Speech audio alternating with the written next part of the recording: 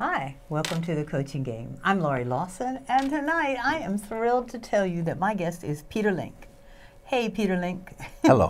Hello. You're going to see on the bottom we have a title that says Creative Director. I really call him Creative Genius for many, many years now. This man, I can't even tell you. And the reason I asked him on the Coaching Game, he's not a coach, but then again, in certain ways you are, because you are very inspirational. And he has his own, you know what, you tell us. I want to know, he's got everything related to music he knows how to do, and he has done. Mm-hmm. So tell us, how did you get into music, and when did this madness start? Well, I was 6. Okay. And my father, who had been a musician, and had decided not to be a musician when the Depression came along, decided to be an accountant of all things. Oh my goodness. And, both ends of that spectrum, yeah. But we had a musical family, and there was always music on. And he was a drummer, and he said to me one day, "Would you like to learn to play the drums?" And I said, "Yeah." And so he said, here are some sticks, and here is a window ledge, and you play on the window ledge for a year. A year. With the music. We put on all his 78, 45 records and plays to them, and he taught me a few little things about holding the sticks and that sort of thing. And he said, "I'll see if you like to practice," right? And very smart. So I just loved it, and I would sit up there, and the window ledge, even when we moved, there was no paint on the ledge anymore, and it was dented. from where I've been playing. And he said, "If you do that for a year, at the end of the year, I'll buy you a really good drum." Well, I had visioned a drum set. No, he bought me then a snare drum, but a beautiful pearl inlaid Gretsch snare drum, which was very professional. Yeah. And each year he would buy me a new drum for my set. And so that was brilliant. That's so in clever. the course of it, I learned to play drums really well, and was a child, star as a drummer, right? Yeah. Yeah. And then when I got to college, I just went, there's got to be something more than right? The beat, yeah. So I got into the guitar, and then played guitar for many years, came to New York. I came to New York because I directed a production of Carousel when I was in college as my senior project, and I just loved doing it. I didn't know much about Broadway. Carousel was almost the first Broadway musical I'd ever seen. Where did you come from, New York? So, from St. Louis, St. Louis County. Yeah. Okay. Yeah, so Midwest. Yeah. And the show was a fabulous experience for me. This whole school turned out for it, and people came from all over to see it. And a woman came up to me at the end, and she said, "Did you direct this?" And I said, "Yes." She said, "If you directed this, you can work in New York." And I went, "Well." And she says, "No, you go to New York and go to the Neighborhood Playhouse School of the Theater and learn to act so you can direct actors, and you'll make it." And so I said, "Okay." Did you know who the woman was? Yeah, she was the mother of one of the kids in the cast. Wow. And so that's what I did. Why did I do that? It was the perfect thing to do. Yeah, right? Yeah. So I came to New York, and I was so fortunate because I got to study acting with Sanford Meisner, who is one of the truly great acting teachers in the history of American method acting. And you didn't even, it never even crossed your mind you were going to be doing that. How lucky were you? Well, and then I became an actor and graduated from the Playhouse and instantly had a lot of success. I did for a couple of years As the World Turns on television. Really? A role there. I did the lead in Hair on Broadway. Oh my gosh! And, I'm just. Pardon me while I just listen. Yes, go ahead. I'm fascinated. And that was right when actually Diane Keaton was in the show as well. She had graduated from the Neighborhood Playhouse the year before I did. Wow. Right, and then I wrote a show called Salvation, a musical called Salvation, and Salvation ran down at the Village Gate, and it ran at 11 o'clock at night. And it was cast by people, a bunch of people who were friends of mine, and they were all in Broadway shows, so they were moonlighting in Salvation after their show. Wow. And we okay. ran that show for about a month, and it was hard getting people in the door, right? But a critic from the New York Times came down and saw it, gave it a great review, and suddenly we had a hit. And that show ran for almost 3 years, off Broadway Really? in New York, yeah. Oh my gosh. And because I was on television at the time, they said, well, you should go into the show. I actually directed it and wrote it down at the Village Gate. So I went into the show when they moved it uptown. And I was sitting on stage one night, upstage, watching everybody perform. It was just a moment when my character was not part of the action. And I thought to myself, you know, I'd just rather be home working. I'd rather be home writing. And so I left the show, and that was it. I stopped acting. It wasn't for me. That's a fascinating history, and you could Yeah. stop right there.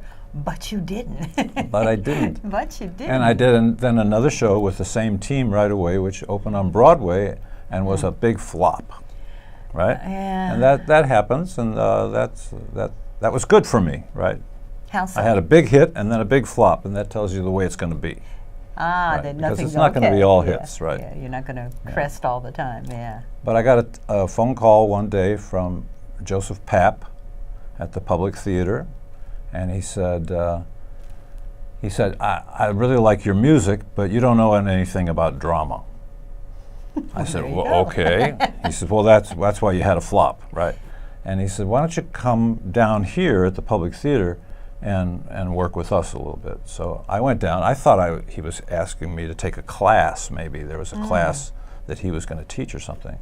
And I sat in his office, and he talked to me, and he says, I'd like you to be the composer in residence here. Oh my And I went, wow, yeah, okay.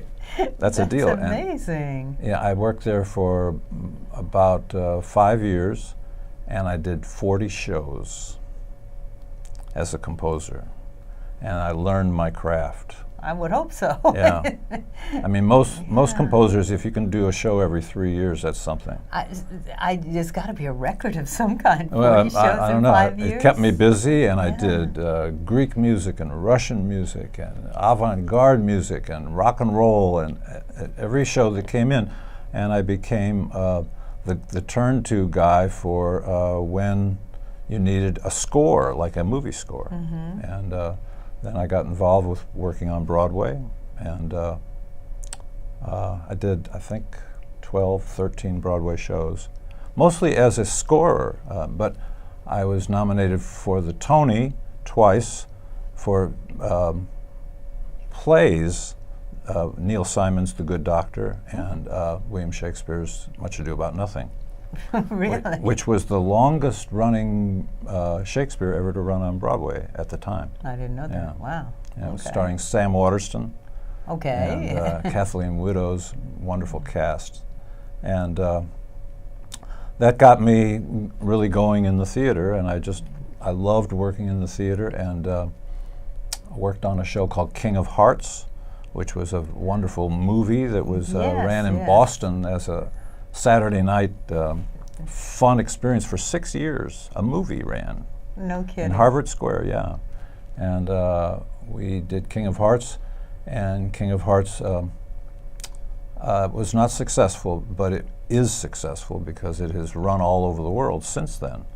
But it was not successful on Broadway, and I won't go into that because that's not a pleasant story. It's interesting. It seems like you have your own definition of success, one, which is great, and I think everybody should. I mean, just because the New York Times says this is not a good show. There have been so many times I've disagreed with the reviews. Yeah. That's amazing. But also, I love that you're taking, like, the river, you know. It was like, okay, technically not a smash, but from that, it didn't sour you on Broadway. You kept going in. Well, yeah, on but different angles. eventually it kind of did sour me, Did to it? tell you the truth. The River had 23 out of 25 rave reviews, but the producers made some mistakes and didn't have the money to advertise the good reviews. Oh, It was an wow. off-Broadway musical, and it closed in about 3 weeks.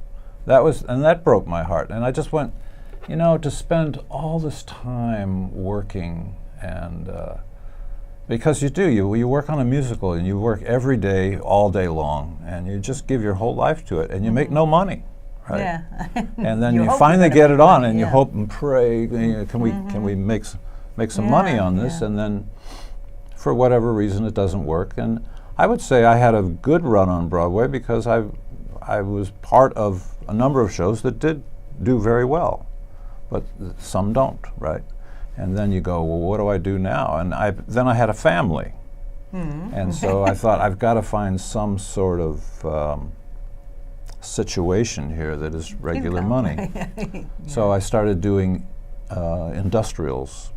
And an industrial, most people don't even know what an industrial is, but it's a Fortune 500 company will have like a 3-day meeting, and their whole sales force will come in and for 3 days, and you'll tell them about the new products, and they'll introduce the problems of the company and that sort of thing to the sales force. So I would write theme songs for these, and I would direct them and write scoring for the films, and it was all a great learning experience. Yeah. And it was great money. Go, hey. So At some point you have to get that money, absolutely. So not only did the money feed my family, but it built me a really nice studio called West Tracks Recording Studios, which was a really good studio in New York for the working artist for about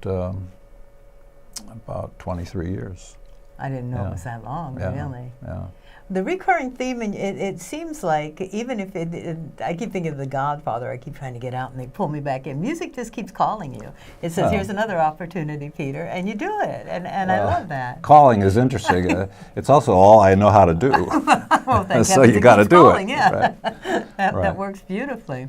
And when we worked on the show, it was in the industrials. It was great work. It was just constant work for me and constant learning. And at the time, I was married to a wonderful vocalist who you know very well, named Jenny Burton, who's a tremendous singer and had her own really strong career as a dance music artist and then an R&B artist with Atlantic Records.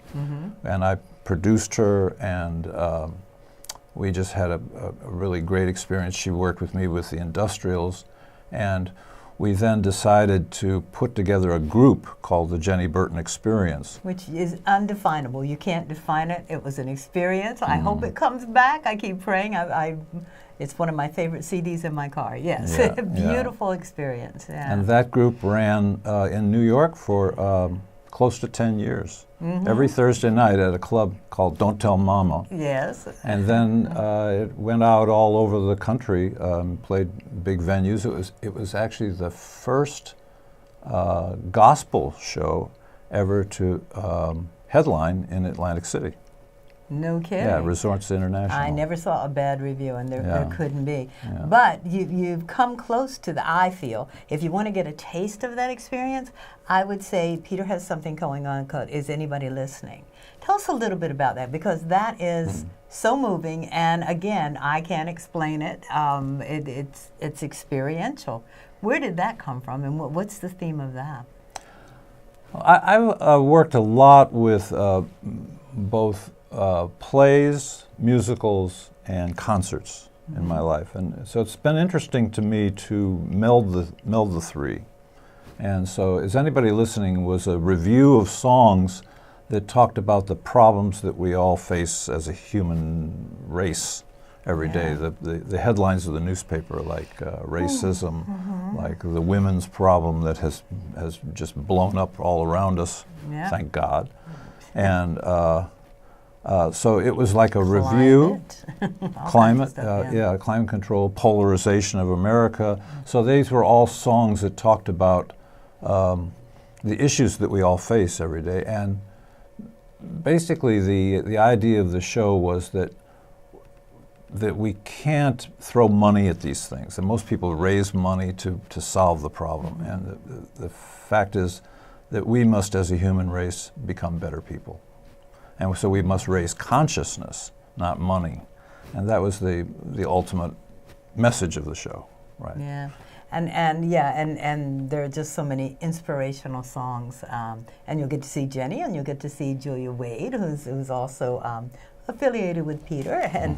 And tell us about Remnants, because this is his latest project. And where did this come from? Jenny and I were married for 16, 17 years, and we decided to go our happy ways. And I will say that it's a very evolved relationship that we have right now, because then I married another wonderful singer named Julia Wade. And to this day, the three of us are the best of friends. It's truly amazing to watch the three of them together, and there's a gorgeous son in between. And we work together, and it's great. It's just a great experience. And Julia and Jenny are best of friends, and that's fun. That's the way it's supposed for to. All of us. That's how. But where did Remnants come from? So when Julia and I moved out of New York, we decided to. We lived in Manhattan Plaza, where you live. If I can say that. Yes, you can. Don't stalk me. I don't think you will, but. And we just decided that living in concrete was done, and we would give me a tree, please. Yes, a tree, and we have this green stuff that comes out of the ground. Amazing, it's amazing. Yeah, it really is. So we moved to a little town called Summit, New Jersey, and we live right down the block from a horse stable in a beautiful park, and so we are very happy there. And but it's just a 40-minute ride into New York, so we're close. We have the best of both worlds. And when we moved, I have always, as a composer, I've taken all of my songs and I've kept track of them. I had stacks and stacks of music from before, and so the opportunity to move gave me the opportunity to organize it. I threw about a third of it away because it was old stuff that I wasn't that proud of anymore, and but I kept coming across these little ideas, and I found a couple of songs that I went, that was a good song I wrote back in my 20s. You know, I had completely forgotten about it, and so I decided to do an album. I've worked with so many great singers in my life that I don't consider myself on that level, but I can sing. So I do an album about once every 7 years, right, of my own. So I decided it was time to do another one, and so I did an album called Remnants. Yes. And if you'll you hold that up. wonder who the handsome guy on the right is, that's Peter. It's an album cover. So it's me looking back into my past. So that's the guy on the right is on your left. All right. Oh, okay. On my right. Yeah. Is the younger of me, and so Remnants is an album that takes songs and completely I redid them completely from scratch and rearranged some of them, and it's more of a pop album. There are inspirational songs on it, but basically I've become an inspirational composer. And let me just tell you, he composed, and he sings, and he did the music, and he does the backup. What else do? You do backup, and I'm at all the instruments. You play all the instruments. Yeah. It's a one-man band here.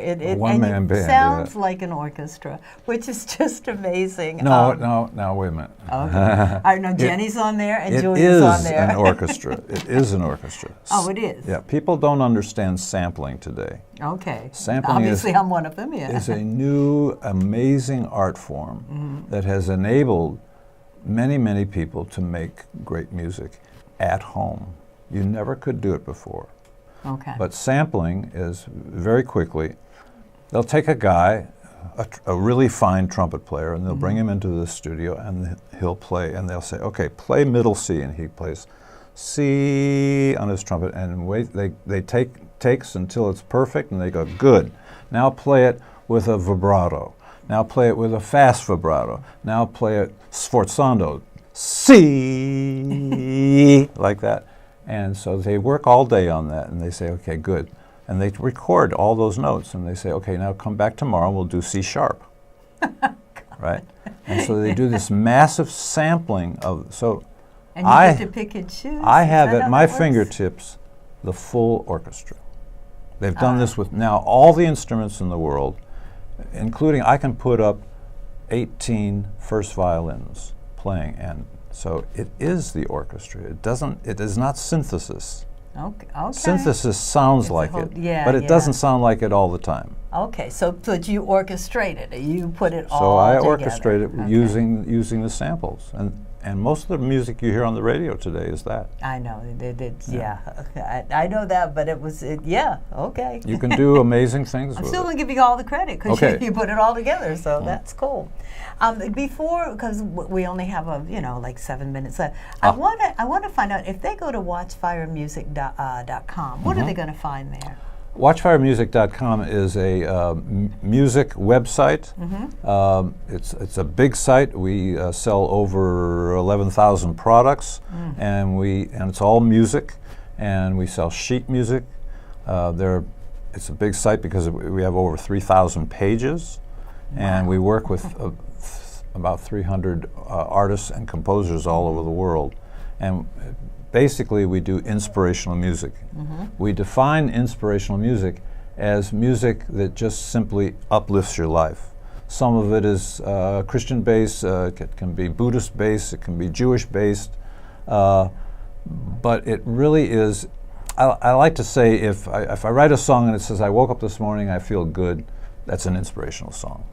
So it's a big wide umbrella that's not necessarily religious music, although we sell sheet music to a lot of churches around the world, and but it's a site, if you want to find uplifting music, watchfiremusic.com. That's the place. Also, if you sign up, I guess, anybody can sign up, right? Yeah, Peter does an inspirational song of the week that he will send directly into your inbox. Free. It's free. It's free, and you can just listen to it and get a sampling of what's on there. Yeah. He also does a marvelous blog, or newsletter blog, I'm not sure what we're calling it now. Blog, Whatever the cool word is. Yeah. And that comes out occasionally, and that's always fascinating. You can find out about some of his artists, and all of them have a very diversified background, and he gets into that. It's worth signing up for. Definitely. Good. Yeah. And Christmas is coming. Who knows what's on there? Come and explore. Yeah, 3,000 pages. That'll keep you busy for a while. So tell me, what is in the works now? You finished up. Is anybody listening? And I hope it's not finished. I hope it's going around the world as we speak. No. And you just came about with a new album. Right. So what's in the works? Well, I kind of decided, working with Is Anybody Listening in the theater, to jump back into the theater again after all these years. Okay. And a producer came to me and said, you do a lot of inspirational music and a lot of biblical-based music. He said, I've been talking to a number of theaters around the country, and they all feel that a musical about the Bible would sell very well. So I said, okay, well that's interesting, because I have written literally hundreds of songs that are Bible-based songs for various artists like Jenny and Julia.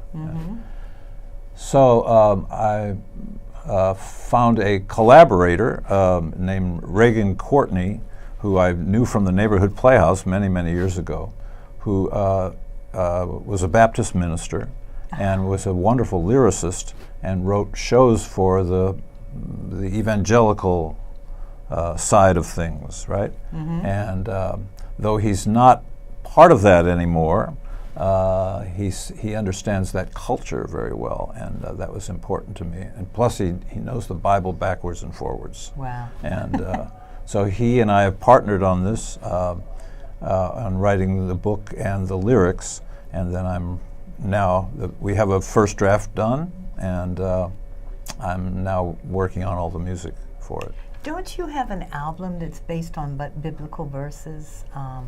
Biblical verses? Yeah. Well, many of Julia's albums are. Yeah. Julia has now yeah. finished her 13th album. Oh, wow. And Okay. she sells all over the world very well. Yeah. Julia Wade. You'll see her on Watchfire Music for sure. Right. And what else is going on? Not much. That's it. We the two of us run Watchfire. She's the president of Watchfire Music, as it says here, the CEO and creative director. So that keeps us busy working with everybody. She's looking a lot into the Broadway musicals now, and I've been trying to help her with that a little bit, having had some experience back then. Yeah. Life is really good. Why inspirational? I mean, what got you there? In 2.5 minutes or less. Well, you can just write so many "I want you, I need you, I love you" songs. They're out there. And yes. I wrote a lot of them, and it just seemed like I reached a point in my life where I wanted to write something that was richer, that was deeper, that was helped me explore life myself through my songs. Oh, that's interesting. And because that is what I live for. I live to get into the studio. Everything else is superfluous to getting into the studio and working. And that's I'm very grateful. I'm so fortunate that I have the great tools to work with. Yeah. In my studio, I can create full orchestrations. I have wonderful people that I've worked with in life, and I'm just happy writing that music. Yeah, and thank heavens, we're the beneficiaries. Is that the word? Whatever, we benefit from it, so I'll think of it later. But all right, so that's fantastic. So this is available right now, The Remnants, yes, it right? is. And it's available on Watchfire, Right. definitely. And I have to tell you, there are songs in there that deal with, I won't say the Me Too movement, but I love your introduction to Angelina. Yes. And it was, and so it's even though you wrote it many years ago, it's still current, and I think that's the fascination that I have with you. It's like whatever you write it's a lasting, it's a lesson, and it's a lasting legacy. And I don't know if you feel that way, but that's how I feel about it. Well, definitely, and the Me Too issue was definitely an issue 20 years ago. But nobody was talking. Nobody was talking about it. Now we're singing about it, and we're talking about it, and well, it's Angelina happening. is a song about a guy who probably had a nice relationship with a woman at work, and she says one night late at work, she says, "Can you walk me to the subway?" And it's a little late, and he says, "Sure," and he walks her to the subway, and then she says, "Maybe," he says, "Why don't I just take you home?" And she invites him in, and he goes, "Oh, maybe I shouldn't do this." And she says, "Oh, please, I'm a little worried about the hallways in my building." And then he finally goes, "No, I'm going to go." And so not all men are guilty. And I'm going to leave it on that sentence. Not all men are guilty. But I'm going to leave it on this, but many of them are. Yes. Peter Ling, delightful as always. Just keep creating. We love it. We love it. Thank you so much for being on the Coaching Thank you, Game. Laurie. Thank you.